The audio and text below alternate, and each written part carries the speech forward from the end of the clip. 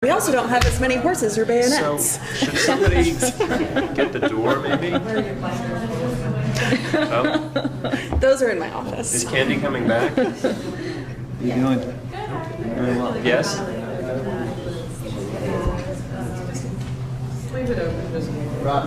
Yep. Okay, I'm just, because Candace ran out and I assume she's running back in, so. Yeah.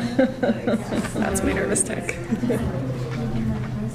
You can just keep changing it throughout the session. Yeah. It's a proper librarian. Bun down, bun down.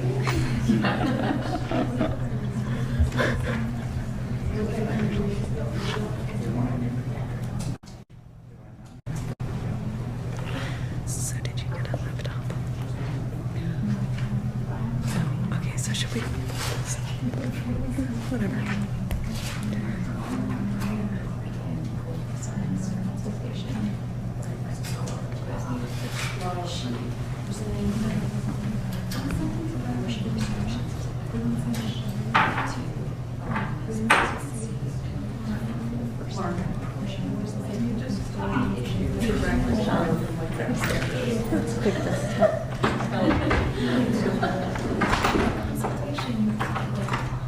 I wonder if it's locked.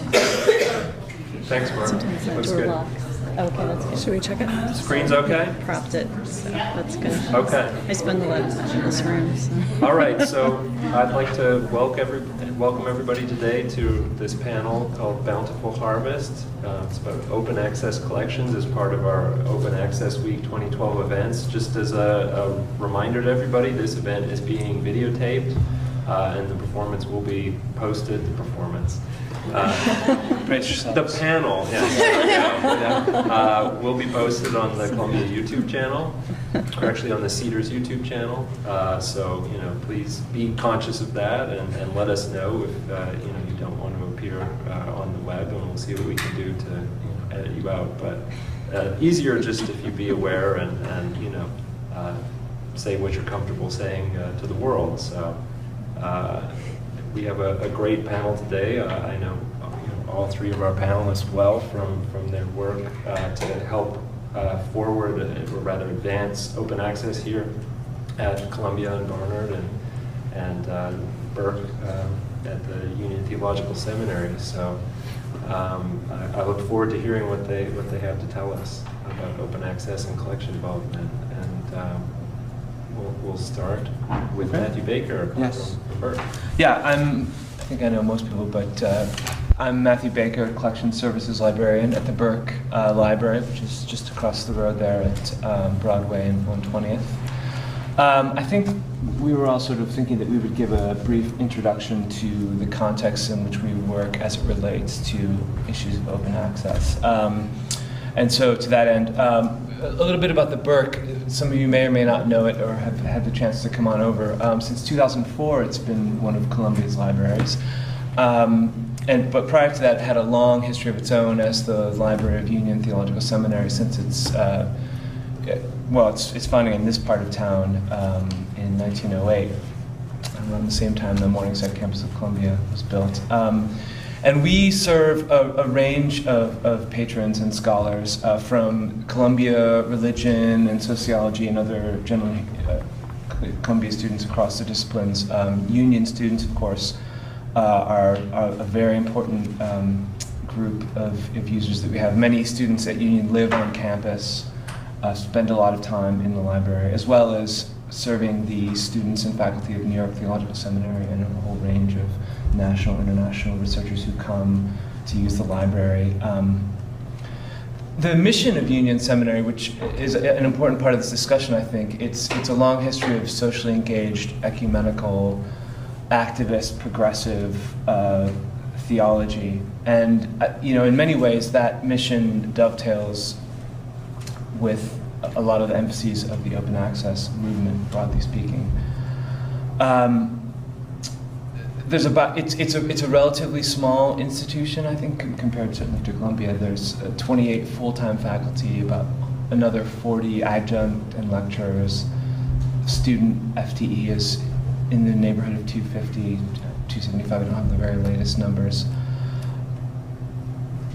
Another aspect of I think that relates to the open access issues we'll discuss here is the fact that the Burke Library is located on the campus, which sees a lot of coming and going of students and faculty and staff, and so we're very privileged to have fairly regular and I think very positive relationships with a whole range of people in the union community, and that's actually an important part of, I think, the open access points I'll mention in a minute.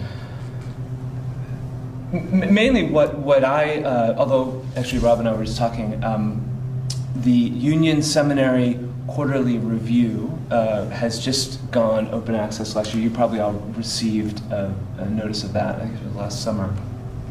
And Cedars is supporting that. But much of what I do, in fact all of what I do really at this point is green open access, that is relating to the institutional repository, academic commons, and outreach, trying to make faculty and students aware of academic commons, what it is, to try and encourage them to deposit their scholarship in the academic commons, answer any questions, or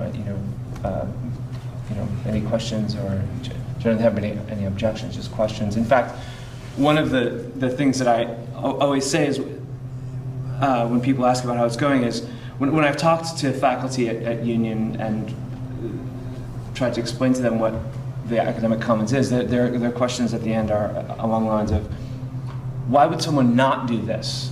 That's the kind of context it is. They're really sympathetic to it. It's been a positive response. People have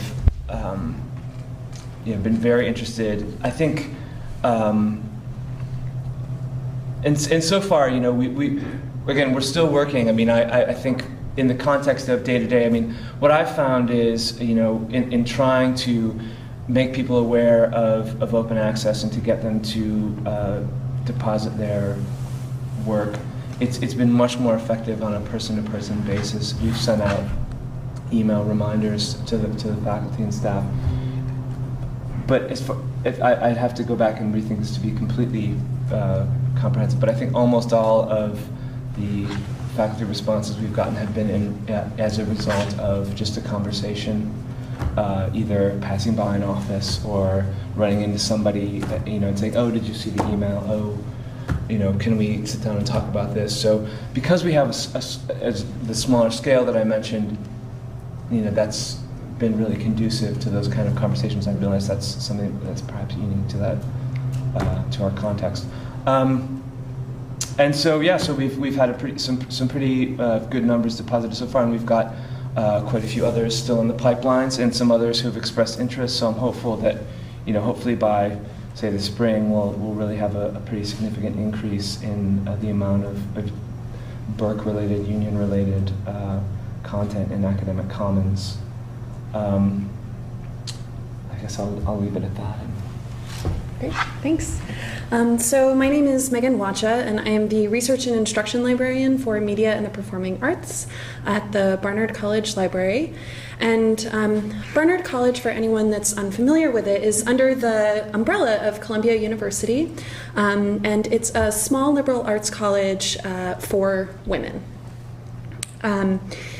I guess in terms of talking about the communities that we're serving, it's about 2,400 undergraduate students that are met by 200 full-time faculty.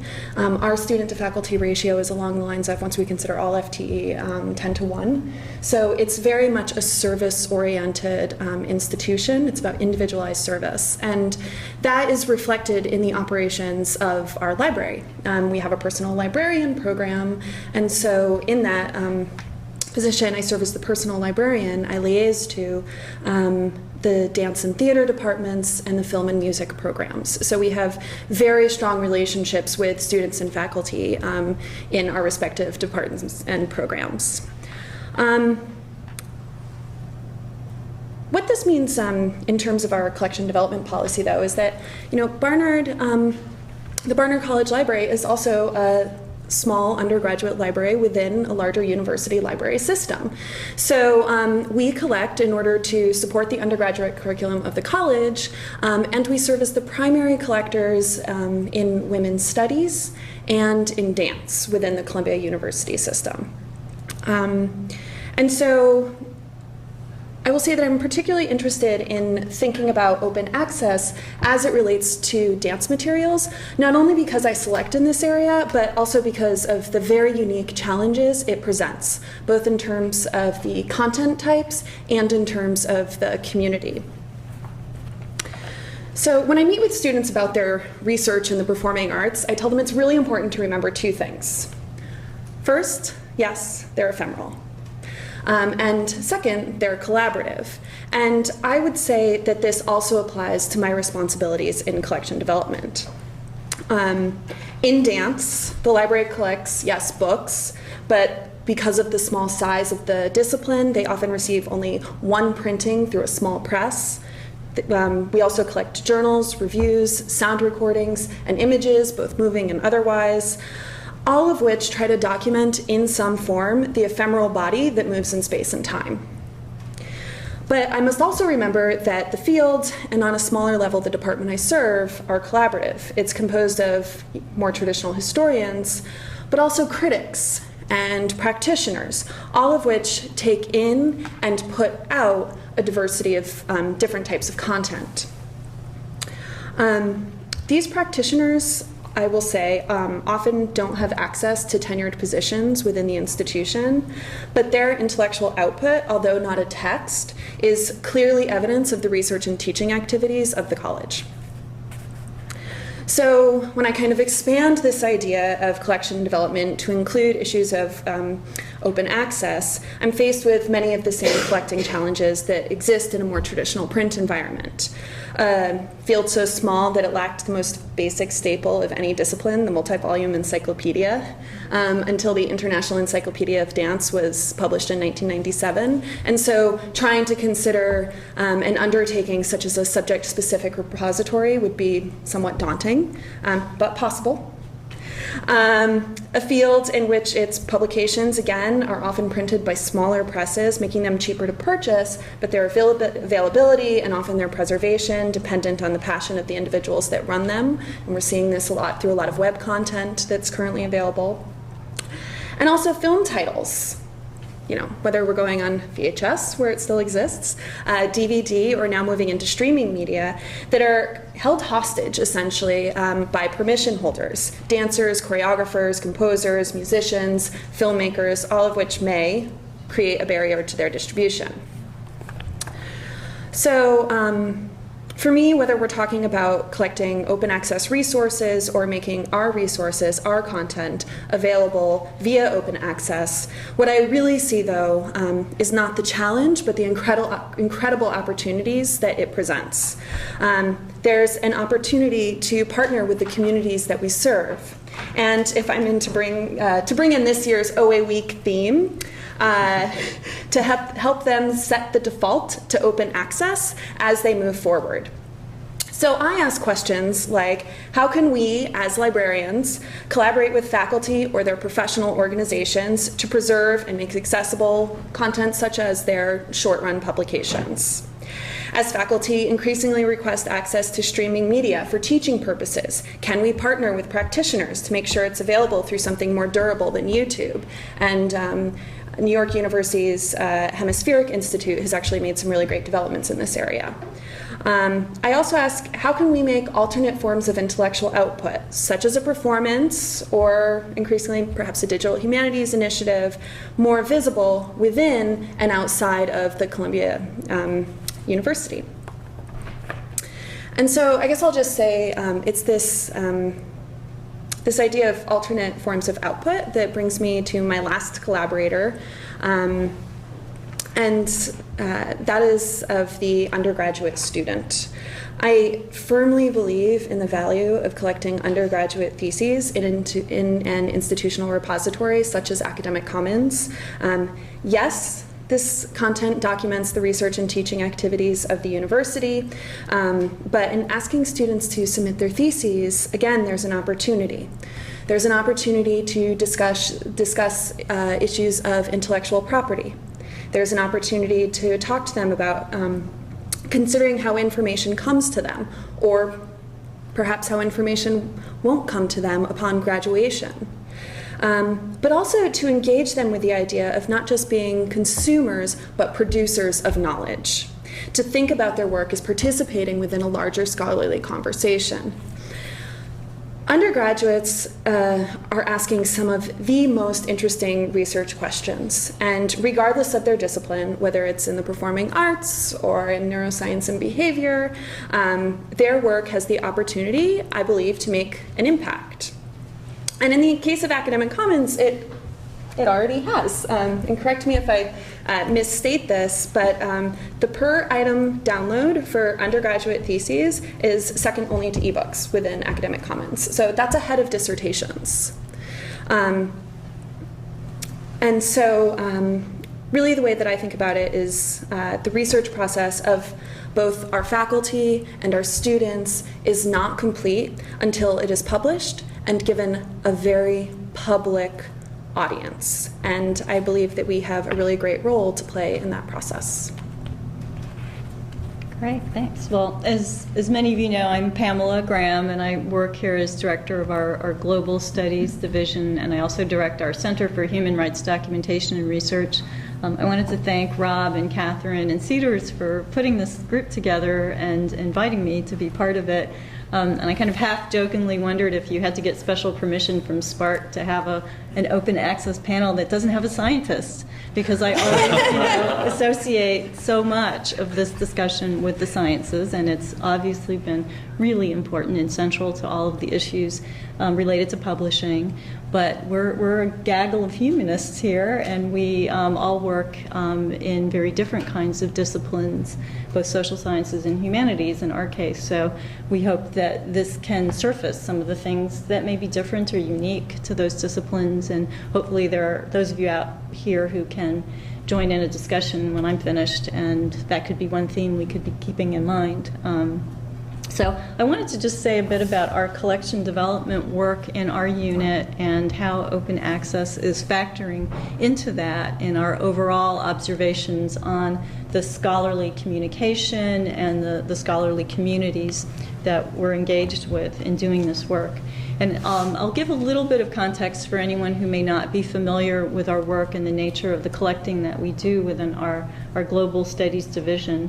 Our unit was until recently known as Area Studies for many decades, and we're still Area Studies with a little a and a little s now, although we have the more popular name now of Global Studies. But we are a unit of 7 people, including myself, who have subject specializations and focus on collecting material from throughout the world.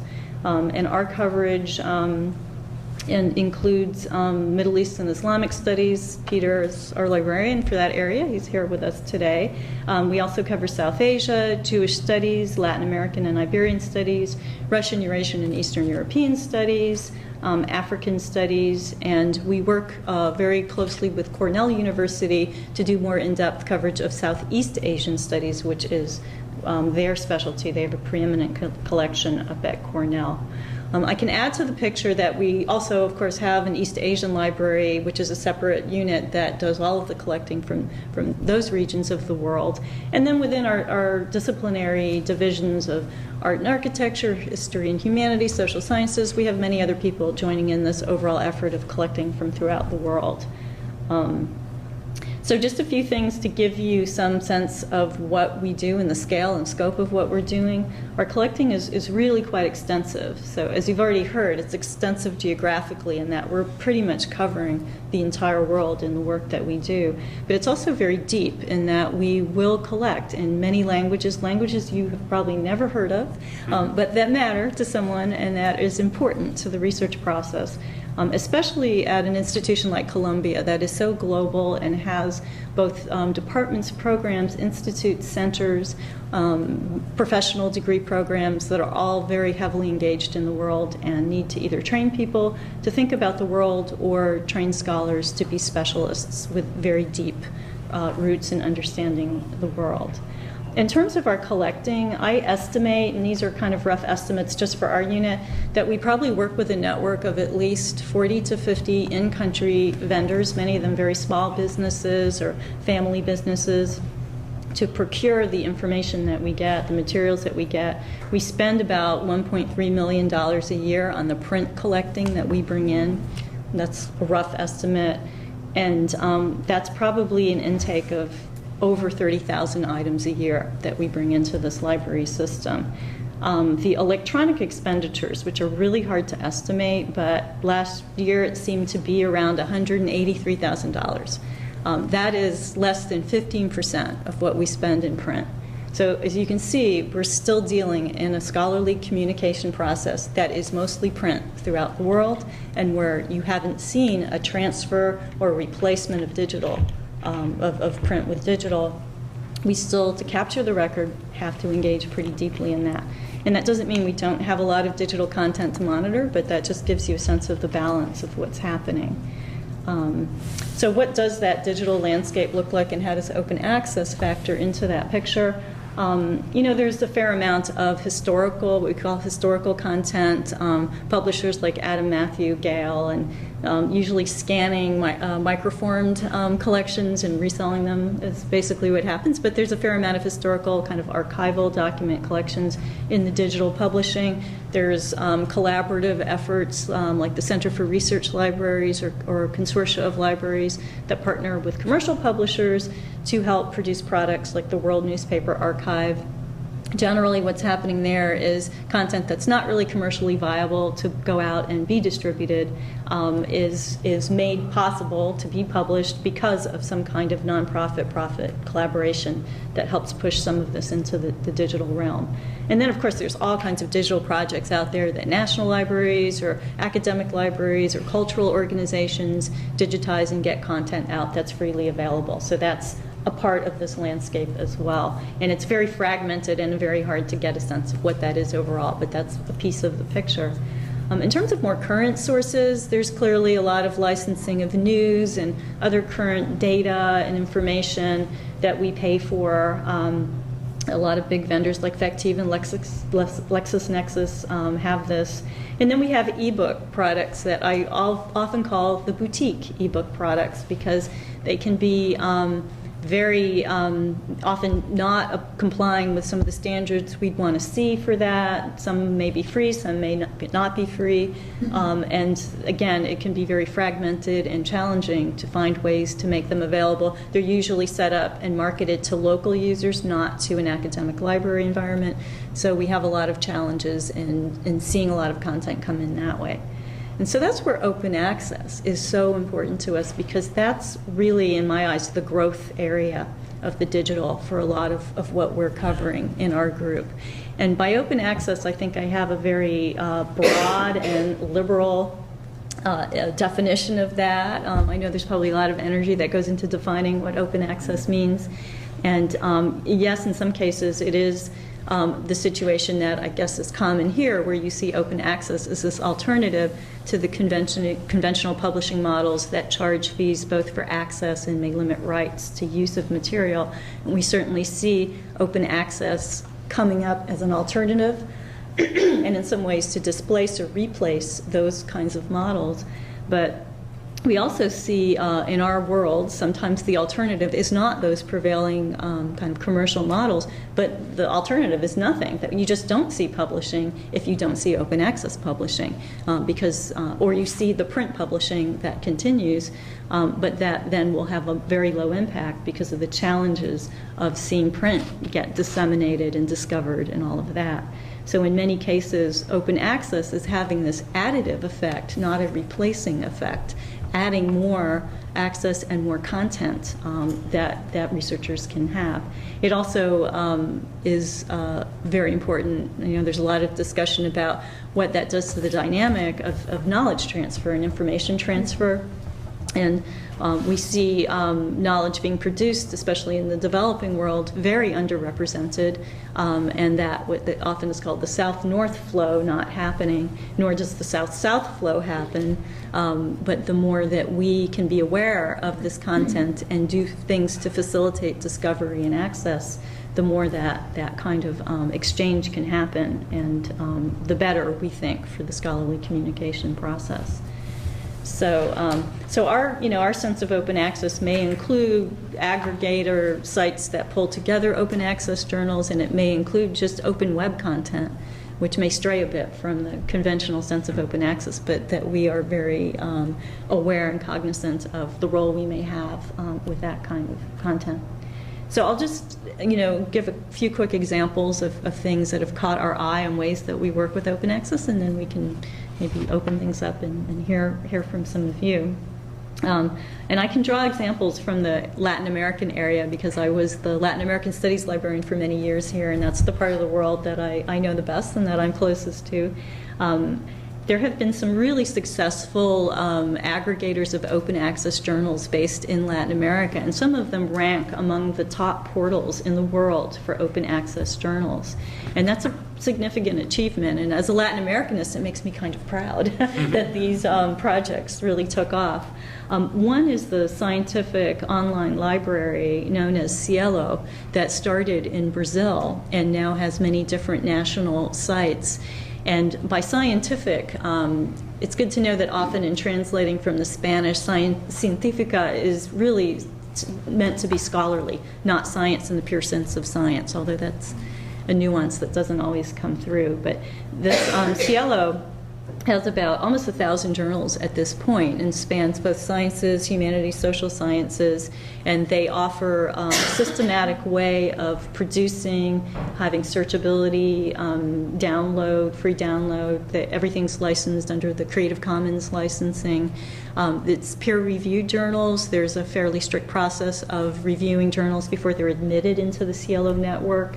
And they are very conscious of having metrics to track use and impact, and they're very active in the open access movement. And they have a motto of lost science doesn't exist, to reflect that if you are publishing in a way where something's not exposed or disseminated, it's like you're not publishing.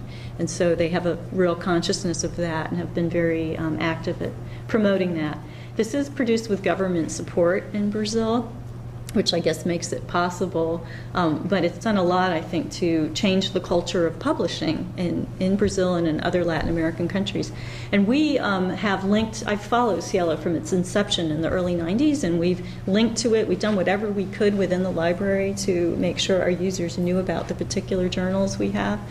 And we're getting to the point where we actually are dropping print subscriptions. I mean, this is something people did 20 years ago, maybe in other fields, but we actually feel secure enough to have a good, solid open access platform like this that we feel okay, that we don't have to have print just to be sure that a particular journal is available, and maybe we can coordinate of all Northeastern Latin American collections. One collection can keep a print kind of archive, and we can really turn to this aggregator as a good point of access and discovery.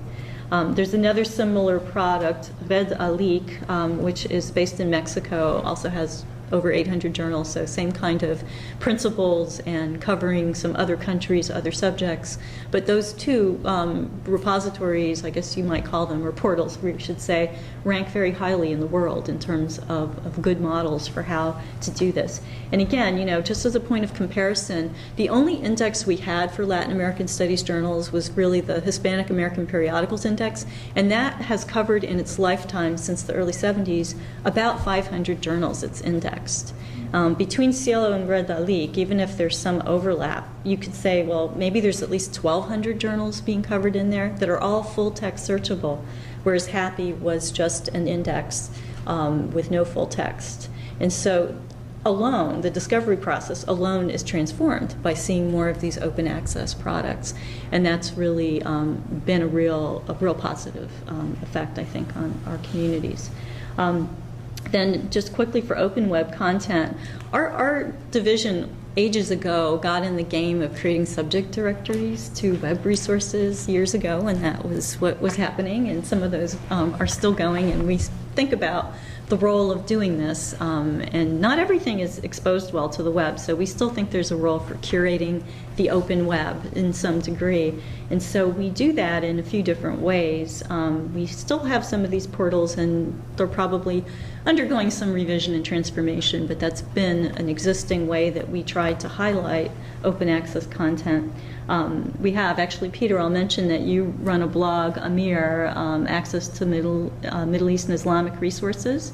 That is a blog that tracks open access resources about and from that area of the world. And you're welcome to, when we talk, if there's anything you want to share about that experience. But that's been another way to try to make more visible resources that might not easily just sort of pop up in searching or in other ways. And then finally, we've begun a web collecting program here at Columbia where we are archiving websites, and we're doing it in a few different subject areas. Our most extensive effort is happening in human rights with the Human Rights Web Archive, and a beta prototype of that archive just went up recently. And we selected websites related to human rights organizations, about 500 organizations. We're regularly capturing their websites, and those websites contain a lot of different kinds of content, but we certainly look for sites that are going to have publications, working papers, journals, other kinds of material of scholarly value, and that's getting saved in the course of doing that web archiving. We also do indexing so that you have a much better environment to search this content than the free web, and we have some enhancement that would make it easier to navigate this corpus of material we're gathering around the subject. And I see this kind of web collecting in some format as really vital for the area studies librarians to be capturing this vast amount of open access, open web content that's coming out. And our challenges are how to do that in a way that makes it easy for people to know and discover what can we do that's different than what the open web can do. Obviously, there's a preservation piece because we are trying to preserve and keep some of this content. So that's been, I think, our other major role in working with building collections from the open access material in the world. Now, I haven't mentioned academic commons. Sorry, I haven't gotten to that, but I have to say that we, I think, are more at a starting point of working with our communities to help build academic commons. We have a lot of different disciplines, a lot of humanities disciplines, and we, I think, have a lot of good potential to draw from those communities to continue to feed academic commons. We have global centers now at Columbia, 8 global centers based around the world, and that's another important production site, so to speak, that could feed academic commons, and we've already had discussions about how we can go about doing that. But I think in some of the discussions we've had, we've kind of reaffirmed or agreed that the different research communities may require different approaches in terms of how we describe and how we how we can engage interest in academic commons, that there are different priorities and interests in different research areas, and being attuned to that, I think, is really important to gaining an understanding and then a willingness to participate. And so we know that would have to be part of the work we do as we work to help support academic commons. So I'll just leave it at that then and see if we have some questions. All right, well, before we open the floor to questions, I'd just like to thank all the speakers for sharing with us their insights into open access collection development, and take advantage of my position as moderator to sort of have a couple of off-the-cuff responses. I mean, I think one of the things that really struck me was that often when you hear talk about open access these days, it's within the context of the skyrocketing cost of subscriptions to journals. And I have to say, I'm actually really impressed that that didn't come up once at all today. I think part of that reflects that this is a panel of humanists, and it's so often the sciences where those journals really cost so much. But I think another aspect of that that's really important to note is that we're actually not just talking about journals as though they're the be-all and end-all of scholarly communication and scholarly output. The fact is, scholarly communication is changing, and there are so many different ways in which people are communicating their research, and so many different types of resources that people are using to fuel their own research that live on the web in different formats and aren't just journal articles anymore. And so I think that is a really important point to highlight and underline here. I think something else, whenever I try and describe to the work study students we're hiring, what it is we do with academic commons and what open access collection building is really about. I struggled with it for a while, but I finally settled on what I think is a good metaphor. It's an inside-out library. Because what we normally do with the library collection development is we go out in the world, we buy stuff from other people and bring it back for local use within the Columbia community. And we have limitations that mean that it's really for that local use.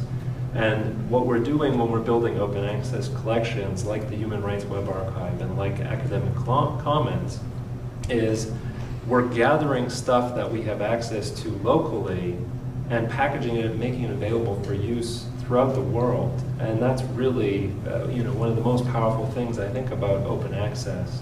When I think about what we've been able to do with that collection is to see the downloads that happen, to see people coming from all over the world to access these open access collections is an amazing and empowering thing. And it really makes you feel like you're having an impact. So Yeah. I think that's something we all share on this panel, a sense of contributing to a larger community from within Columbia, the Columbia universe. So with that, I'll open it up to questions folks might have. I can just add a brief note to what you said. Excuse me. When you talk about the cost of serials, it's often not the cost of the subscription, but the cost of figuring out where you can get a journal and all the communication and labor it takes to keep making sure you get the issues. Some professor wants something from a smaller city in Bolivia. The work it takes to figure out how to get that, the number of times you have to go back and forth sometimes when it doesn't come regularly are considerable costs. So that's part of how we sometimes think about it, even though indeed the actual cover price can be extremely low in many cases. And I just to follow on that as well, I think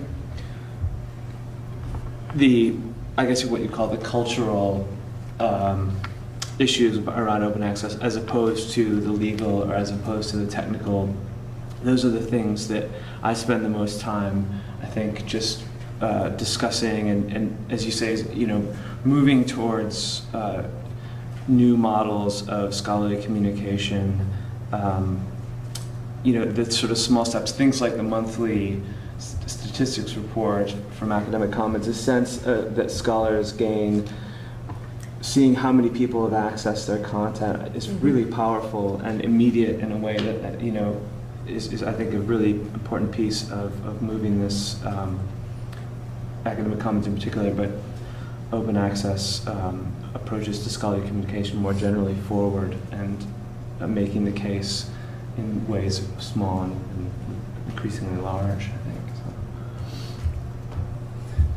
So. Any questions from the group? Pam, I'm wondering, it sounds like in Latin American countries they are producing more open access journals. What is the model there? Do you know? I know the academic publishers in the U.S. and North America are struggling because Latin America got it figured out. Well, I think the journal production has been fairly healthy, and I don't think there's as much of a commercial presence. It's still scholarly societies, academic institutions that are producing, and there's just been this really strong and quick growth in these portals as soon as they were instituted, and they provided a good and clear model of how you could publish online. That attracted a lot of support, and a lot of journals appeared in those portals. I still think there's still subsidization that happens that doesn't happen here, that supports publishing.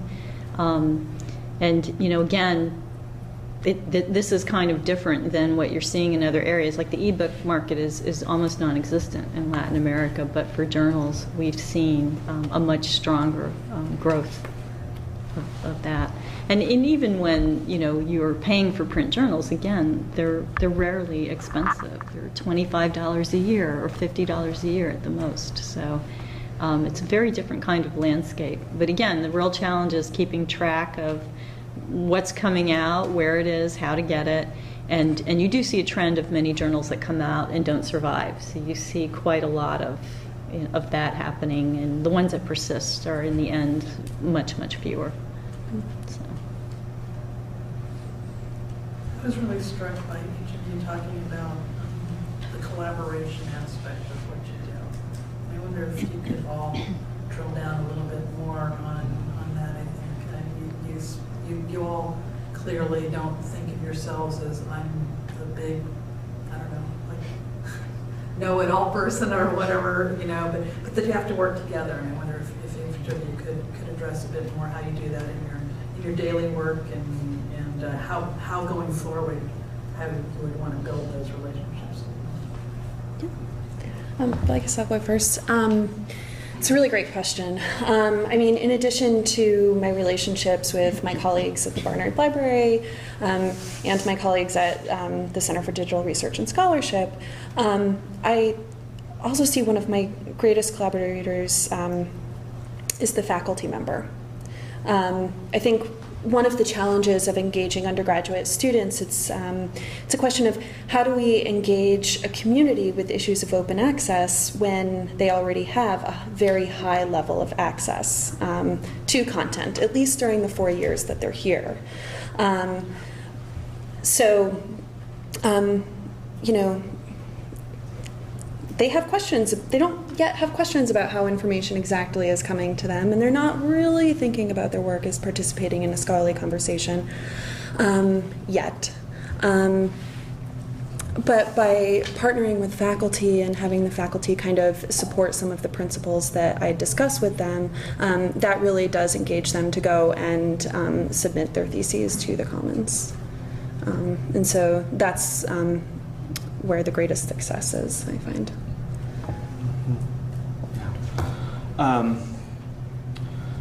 In terms of collaborating, I think, or trying to make connections with faculty, I have to be careful not to be too much of a pest. That's one thing. I think, you know, it's sort of a fine line sometimes, but I don't think I've offended anybody yet. I hope not. But the other and more substantive part of that is just, given some of the remarks that I made earlier about the mission and the vision of many of the folks who come into the Burke, focus on social justice. Just as an example, I mean, they recently are having just started a very engaging series of lectures on new economies in theology, and they actually had Joseph Stiglitz there in conversation with other union faculty, and so issues of, for example, the ways in which open access approach to scholarly communication partakes, I think, very, very obviously of a gift economy, of the non-rivalrous nature of scholarly communications, particularly in the humanities. So having the conversation along those lines, a tremendous amount of openness. I mean, and also I think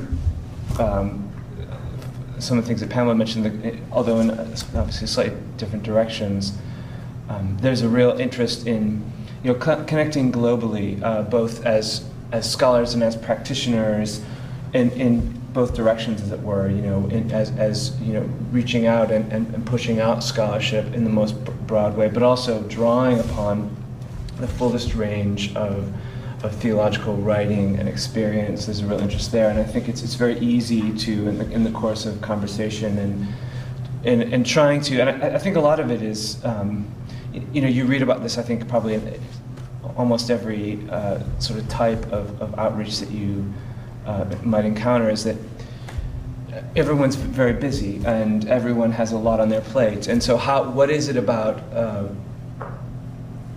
in this case, an institutional repository, or another case, a journal or a portal or a project, what is it that will actually encourage or allow a particular scholar person to have that aha moment, you know, and think, okay, this is interesting, tell me more. I think it's just different from person to person, and it just, as I said, it's a very, there's a lot of running into folks and a great sort of focus on hospitality there, which makes some of these conversations very easy to have. But thinking about what this person is studying, what they've done so far, and so on. I can say with faculty, obviously, we have very close relationships. We cultivate very strong relationships, and that also, as Matthew was saying, and Megan, as you were saying, I think we can really appeal to a real either sympathy or the way that they are attuned to the barriers in the world for the flow of information, and that's a very powerful motivation to promote open access. And many scholars go off into the world, faculty go off into the world, they come back and lament that they didn't have access to certain things when they were away. So I think that's an easy point where we can see a lot of understanding. The other collaboration I think that's been important is our work with external collaborators. We have many different associations for librarians specializing in different world regions, so all of our librarians are very active in those different associations, some of them tied to the studies associations for those parts of the world, so we have a presence and involvement in those forums. And those communities are really important for helping us keep aware of what's going on and share information about what we know. And even in some cases, there are projects that can be based out of those kinds of forums. So that's been a very important network that supports our general collecting work and supports our attempts to get a grasp on the open web. And then with the Human Rights Web Archive, you know, that archive consists of material that we have captured from lots of different organizations, and we have always called them contributors and always approach this to see them as stakeholders in this corpus of material. It's built on what they have produced. We ask them permission to grab their websites, and if we don't hear from them, we have a process of going ahead to do it anyway, but with a clear notification and understanding that we would stop capturing at any point and remove content if someone no longer wants it to be there. So we work with those producers of information, and one of our goals as we continue to evolve this archive is that we could work more closely with those collaborators and give them best practices for how to structure their websites so it would be easier for us to archive and download or capture, I should say, and so that we would want to put out something back that shares some expertise we may have about good ways to both expose their information and make it easier for anyone who wants to save or archive that material. And then, of course, we're helping, they can turn to us as a source of a backup or of at least an archive of what they've produced. So that collaboration with the creators of information is an interesting new dynamic that I don't think we had going on in the pre-open web kind of era. So.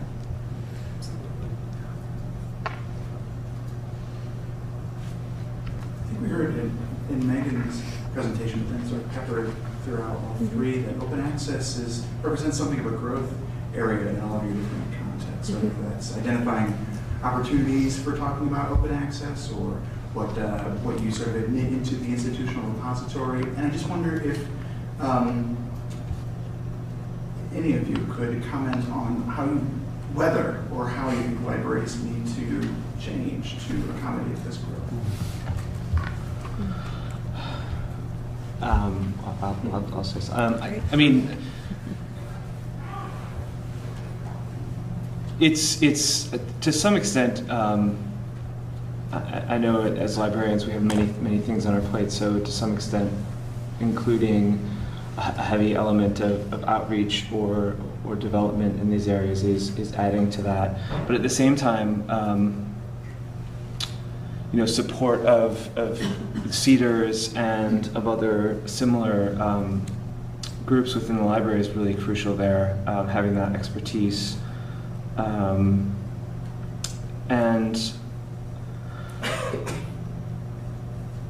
yeah, I think it's probably librarians will be the first to talk. We know that, we hope that this is where things are going, at whatever pace they are going, and so on.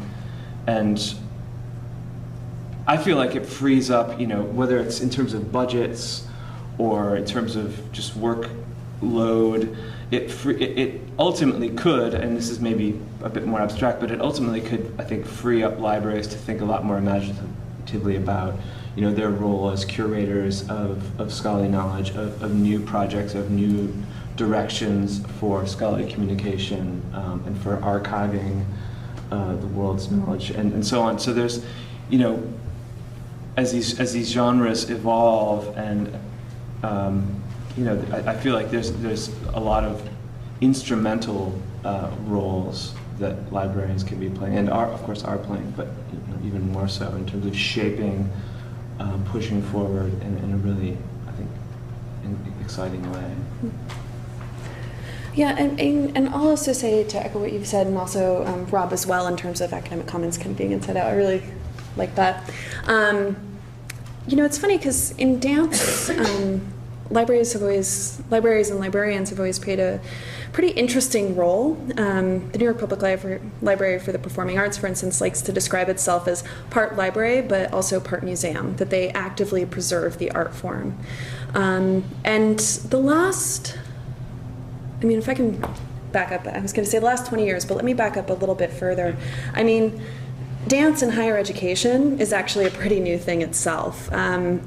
It's always kind of been here, particularly on this campus. There were dance classes over at Barnard and at Teachers College, where Martha Graham was teaching in the 30s, but it was in the physical education department. And it wasn't until a boom that kind of came with postmodernism in the mid-60s going into the 70s that they started forming dance departments, and that it was recognized as a discipline, right? And so this is also when library collections really start building themselves within colleges and universities. So it's one of the reasons we're facing these problems. But it also means that that librarians have very strong relationships both with the community of scholars and the community of practitioners. They don't always talk to each other, the scholars and the practitioners, but they do talk to the librarians, right?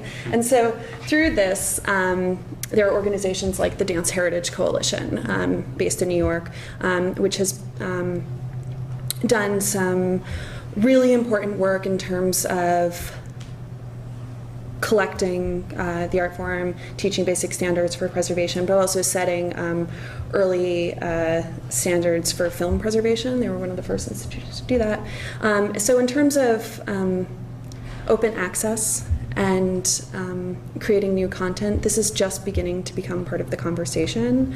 But because those collaborative relationships are already formed, I really do believe that we can begin collecting new types of content in new ways. And it's a really great question, and I think overall I'm fairly optimistic, but I also have to be honest and say I have some real concern about the sort of transition phase as we move into feeling more responsible for having stewardship of open web content. As you could see from when I described all that print coming in the door, hitting us, that this growth in open web content isn't having a replacement effect. It's largely, in my view, additive to a lot of what we still have to do. And so it feels like to actively curate that is an additive kind of function that lands on top of all the many things that we already do. And we don't see a lot of opportunity to push some things off the plate. So I think it's a real juggling act at this moment, and it has to make us think seriously about what are the appropriate roles within libraries, and whether we can just transition existing models and just add in these additional kinds of responsibilities, or whether there's new roles to be developed. For our Human Rights Web Archive, we were fortunate to have funding from the Mellon Foundation, and that's been helping us with getting things going. And we had a kind of new role come out of that, the web collection curator, that worked mostly on the technical aspects of how to capture and set up that process, but got into some of the review of content and what we need.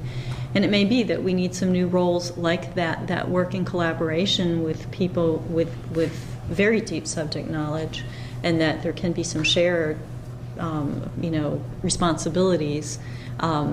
Because I'm a little skeptical of just adding on, and it sounds so, go out now and collect the web. It sounds like so crazy, it sounds nuts, and how could I ever really seriously tell someone that's what you must do? So we have to be very thoughtful and very aware of how much, and we have to define boundaries, obviously, of how much we feel we can do and what's most important for us to do versus what we can trust someone else may take care of. I mean, if I could jump in here as well. You know, I said I conceive of academic commons and open access in general as being an inside-out library. I think the flip side is there's a perspective from which what we're doing is what libraries have always done, which is curate and disseminate the world's knowledge. And so from that perspective, you know, we need to be in this space, but the question is exactly how do we do that? How is that scalable when you're talking about curating the open web? I mean, that's loony. You know, who can take that on? And so you have to figure out, you know, what are the parts that can be done. But I think another aspect of it is to go back to talking about collaboration, you know, finding those spaces for radical collaboration with, you know, across the discipline of librarianship, across the profession, but also with others in other areas that have the skills and the abilities to bring to the table to make something like web curation possible. I mean, you know, the Internet Archive is a big part of this project, web archiving project, because they have the technology and the resources to help make it possible. And so those kinds of collaborations are essential going forward in a way where historically maybe they weren't, because again, you were just building a collection for local use, so you were worried about what's in our stacks and not thinking about, you know, what's out on a server somewhere that, you know, we can share responsibility for providing enhanced access to for the scholarly community. You know, I think that's an important opportunity to underline, that there are opportunities for increased collaboration with others across the world, made possible by that networked environment, at the same time as it presents challenges.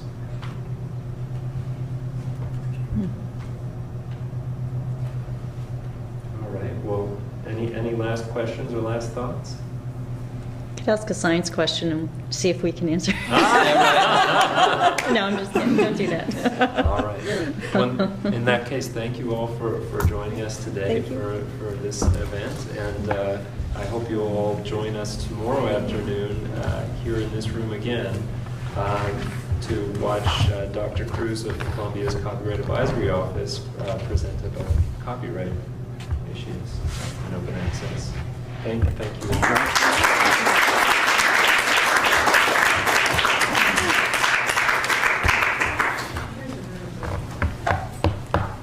My head didn't explode.